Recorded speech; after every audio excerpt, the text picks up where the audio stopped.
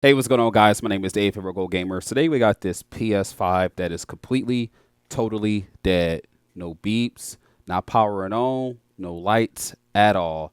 So let's go over to the upper cam, see exactly what's going on. This was shipped into us today. So I want to be able to see if we could get this repaired today. So let's see what we got going on with this PS5.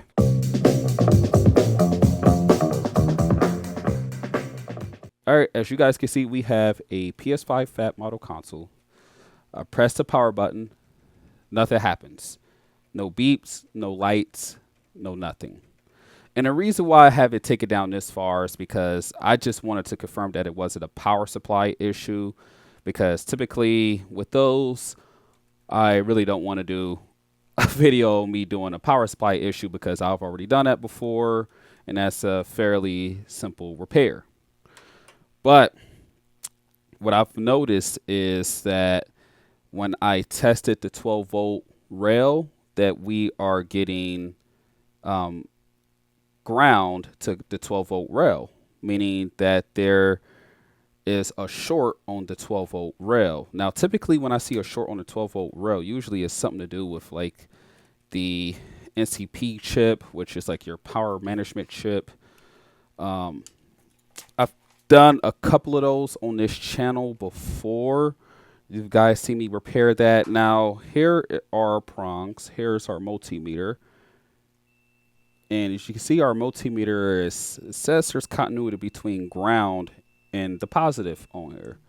That means we have a short on our 12 volt rail. So what we're going to have to do is take this all the way down to the motherboard, and I'm going to inject some voltage into the game console so we can be able to see exactly where the short is coming from.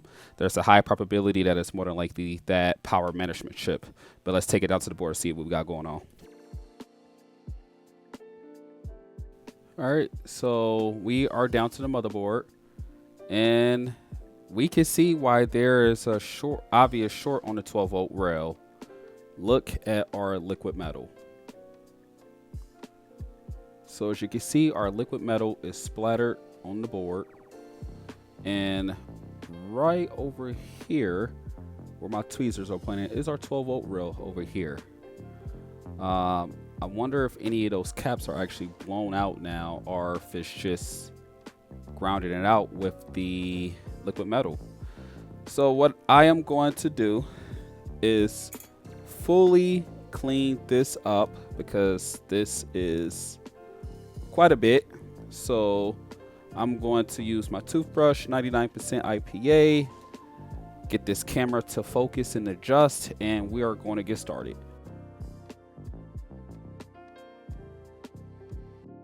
So we do have it cleaned up. Put my black probe on ground right here, and we're still getting the short on the 12 volt rail. We have to be able to figure out exactly where that short is coming from, because I did clean up all that liquid metal. Looks 10 times better. And what I'm actually probably going to do anyways is just so I can make sure I can get this side cleaned up as much as possible. I'm probably just going to replace all of this with just a big strip of thermal padding, which is a lot better than this thermal putty because it gets very, very messy, if you guys could tell. But I'm just going to go through, do one last cleanup, and then I am going to go ahead and figure out exactly where the short is coming from. So I'm going to get that done. All right, so I went through, ended up cleaning everything off, and as you can see, I'm going to turn my multimeter on. Let's test. Short is still there, meaning we do have a short on the 12 volt rail. I have my power supply over here. Sorry, I got a lot of cords over here because I got so much stuff going on right now. But you can see we have my bench power supply, and what I'm going to do is I'm going to turn it on. And I'm actually going to start low, and if need be, gradually just get high. I'm just going to do 3 volts. Let's eject that into the 12 volt rail. So I'm going to input that, and you can see we're at 10 milliamps. Let's go over to my thermal camera and see what lights up. So our APU is right there in the middle. That's obviously lighting up. We have something over here lighting up on the 12-volt rail. You can see it's getting real big and bright. So I'm going to flip the board just to ensure that it's not coming from underneath. Maybe, maybe not. It's still lighting up. So the general area that I'm getting it from right here. So it's in the same area that we found the liquid metal at. So this is where I got it at. So it's either coming from right here or underneath. Hopefully you guys can see that. Let me get closer. So yeah, we was getting about over here. What I'm gonna do is I'm gonna put down some IPA, and we're just I'm gonna inject voltage, see what happens. Do see some stuff happening right here. It appears that it is the power management chip, and I'm actually gonna probably take it under the microscope. Let me bust back up my thermal camera real quick and check voltage. And this one right here is lighting up. Take out voltage, just switch back to just pure upper cam. So this is the fourth one down. This is the power management chip. This is a chip I said that is common for going out, and I am assuming the short is right here. So what we're going to do is we're going to go under the microscope really fast. We're going to look at that and see what it looks like under the microscope. And what I'm doing is I'm going to squirt some IPA on it. You can see it's full of IPA.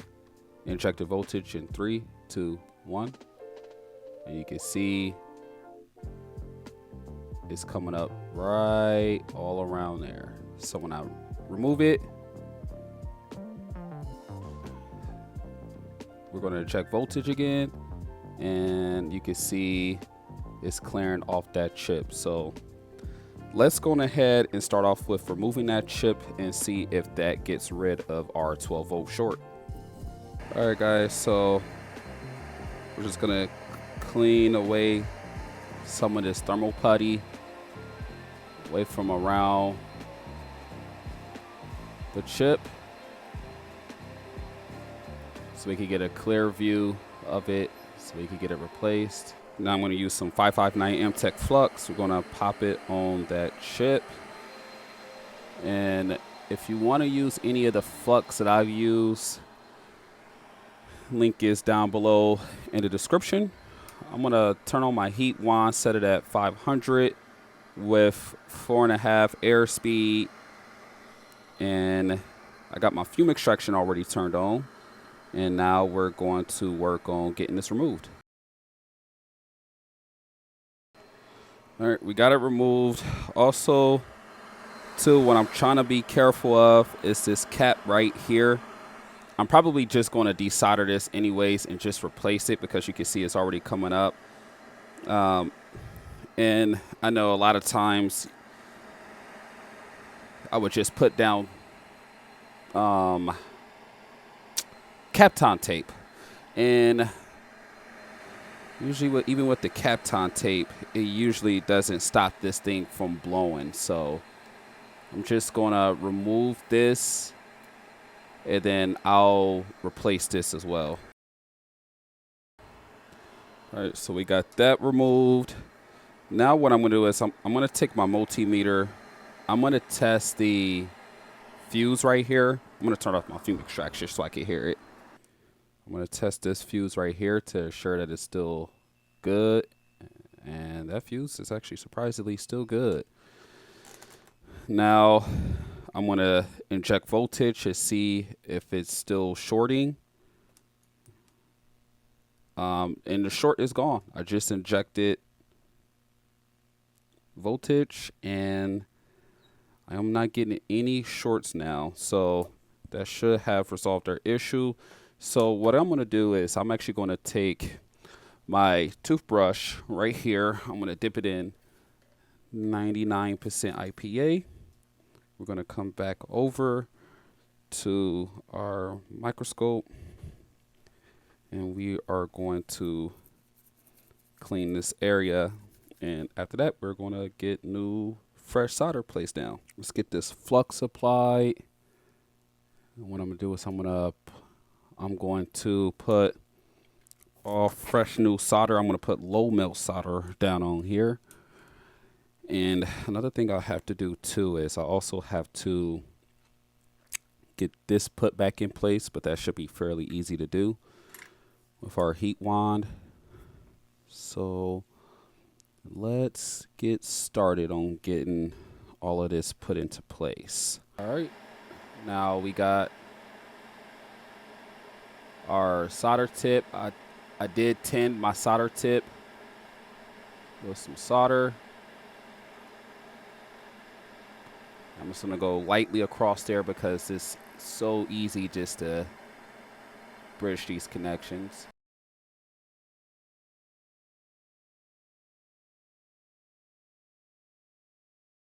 All right, so we have that cap flown into place. Everything looks good. And I put my low melt solder on everything. I just didn't do this side because the reason why I don't do this side because this side kind of gets messy with putting new solder on there. But as long as it's on all the other pads, it should be good. And yeah, let's just go on ahead and go get that done. All right, so let's pop a little bit of flux on everything. Let's get our new chip. This is actually a brand new chip. Now, it is a mismatched chip, and I just now noticed that because I got the NCP type. I'm not sure if they all need to be the same chip. I know it's like that with a lot of chips, but we will just have to find out. If it does work, then this will be good news for me. If it doesn't, then I'll have to actually go grab one off a donor board and bring it over here. But I would much rather use a chip that's already out and ready to go. So let me get my microscope focused in. All right, so we got the chip in place. Now what I'm gonna do is I'm just gonna go around. Let me get a little bit of more light over here. I'm just gonna go around, apply just a tiny bit of flux. And I'm gonna take my solder tip, tint it with a little bit of leaded solder. And I'm just gonna make sure I go around, kind of hit these edges. And that should be good. Everything should be in place. Now, the next thing we need to do is get the cap put into place. So I am actually going to clean it up with some 99% IPA on my toothbrush. And I'm going to put all fresh new solder down on the pads for the new cap. And I'm just going to remove one from my donor board and bring it right over here. So let's get that done. All right, so let's pop our flux down.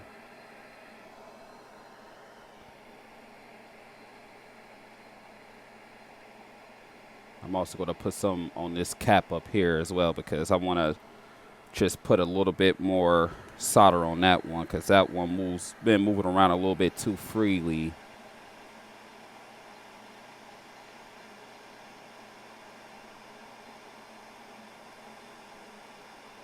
All right, that looks good up there. Now right here, I'm actually going to have to swap my solder tips. So I'm going to swap my solder tips, come back, and we are going to get that done. All right, so I have some fresh solder down. I'm applying a little bit more MTech flux. We're going to set our new 220 capacitor down like so. And this is just one I grabbed from a donor board. And what I'm going to do is go in and solder them down. All right, so now I'm tending my solder tip. I had to switch back to my other solder tip to see if I can get a better angle. And now we're going to carefully get this soldered into place. I got the cap put on there. It's kind of difficult because it's right there, kind of in the middle, right where I don't want to really burn or move any caps around it, but looks like I got it in there just fine. As you can see, everything else looks to be in place. I don't see any issues really. Let's go on ahead. Let's flip this thing over. And what we're going to do is we're going to test out. I don't know why my TV is not on the channel, but let's go on ahead and get our bench power supply and see what we get. So here's our bench power supply. I'm going to see if we can get a boot sequence. I want to inject voltage in 3, 2, 1. Short is gone. Goes up to 300 milliamps, back down to 9 milliamps. That does look like a normal boot sequence, so it should, technically speaking, actually work. And this will actually be good news for me because I've never mismatched those chips before. So this is going to be the first time a chip has been mismatched, and we'll be able to test it out. So I'm going to put this back in the chassis and see what we get. So I'll be right back.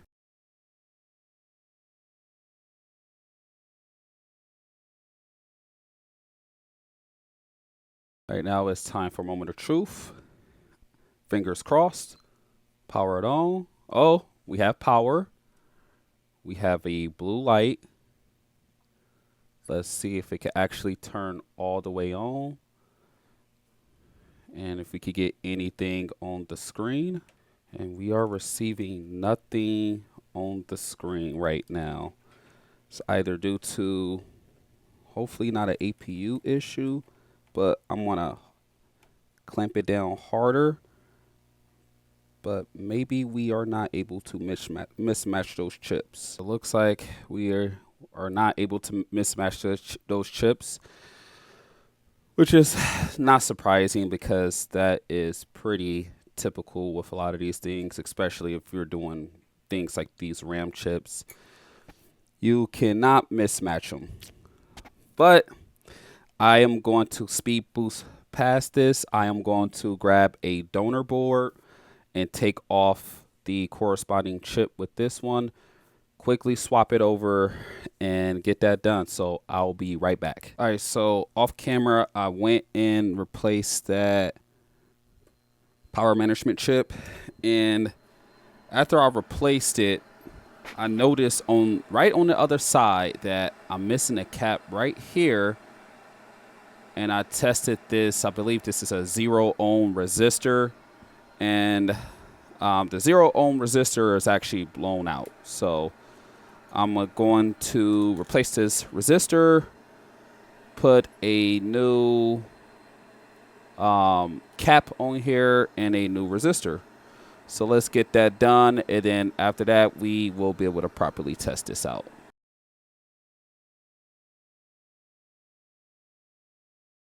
All right, so I got that resistor and cap replaced, and now what I'm going to do is I'm just going to verify that this resistor that I brought over is good.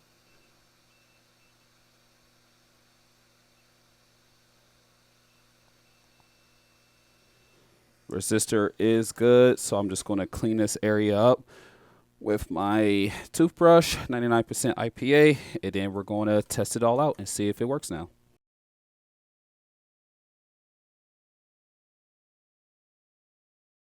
All right, guys, so here we are. Did the power management chip actually, before I even power this thing on, let me put these thermal pads back down. I did put thermal padding on the other side as well, on top of the resistors. So you put some here and here.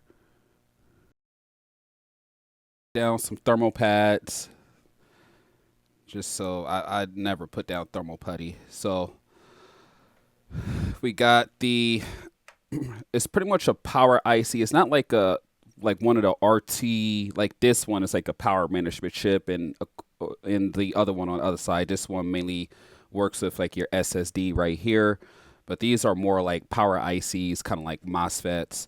But I got that replaced the caps, also did the cap on the other side in that resistor, and I ended up lining it up with the correct model.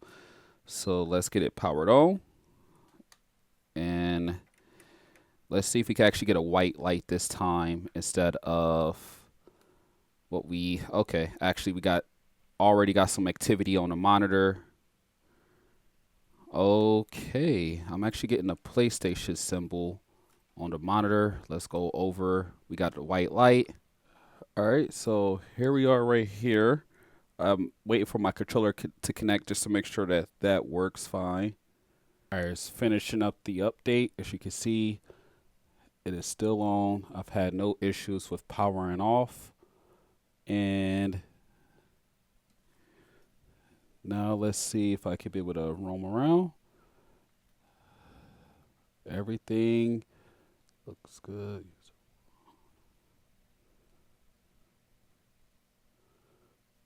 All right, looks like everything is good to go. I'm not seeing any issue with the console. It's able to roam around. And yeah, looks like this is a successful repair. All right, guys, so that is it for today's video. If this video did help you guys out, please make sure you're going ahead and hit that like button. Comment down below if you want to see another type of repair that you're having issues with, and then I'll try to get that uploaded on this channel. But besides that, I'll hope to see you guys on the next video, and I'll catch you guys on the flip side. See ya.